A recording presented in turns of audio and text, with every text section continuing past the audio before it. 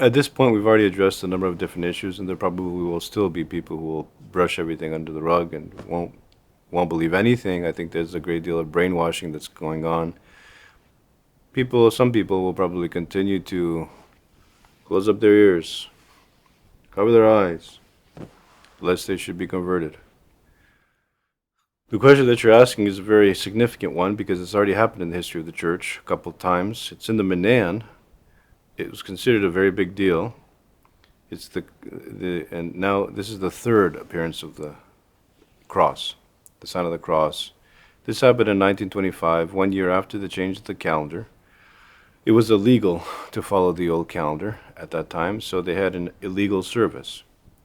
And there were around 2,000 people that went to the vigil service of the Exaltation of the Holy Cross in September. So the police were sent to stop the vigil, and so they arrived there at around 11:30 at night. And when they arrived there, they saw the sign of the cross in the sky over the church of St. John the Theologian outside of Athens. And so the police themselves fell on their knees and started saying, Kyrie eleison, Lord have mercy, as did the many people who were there.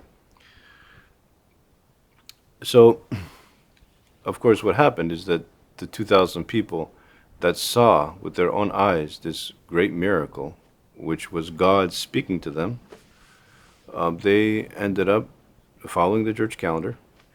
They knew that the change of the calendar had a specific purpose because of the encyclical of 1920. They understood, I'm sure many people didn't even know about the encyclical of 1920, which basically said that they needed to change the calendar to celebrate with the West. And so instead of bringing about unity, it actually brought division because the many faithful simply did not accept the change of the calendar.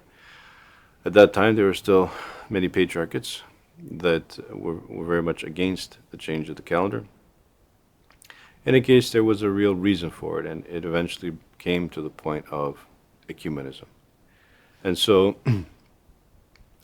we have this great miracle. St. Cyril of Jerusalem talks about it, the miracle which took place in his time, and I can't see how anyone can just ignore it.